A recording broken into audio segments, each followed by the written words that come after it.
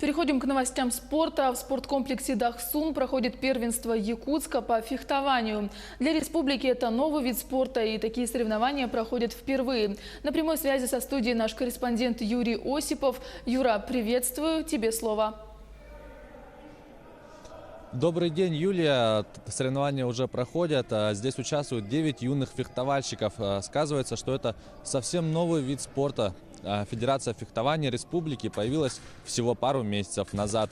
Соревнования проходят в 3 возрастных группах: младший, средний и старший. Самому маленькому участнику 11 лет, а старшему 16.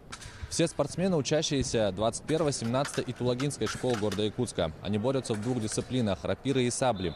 Их отличие в области поражения. Если для рапиры эта область ограничивается только грудью, то для сабли это все выше пояса – грудь, голова и руки.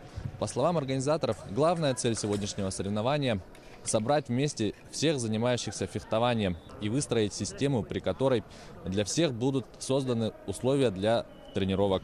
Юлия. Спасибо, Юра. Я напомню, на прямой связи со студией был наш корреспондент Юрий Осипов.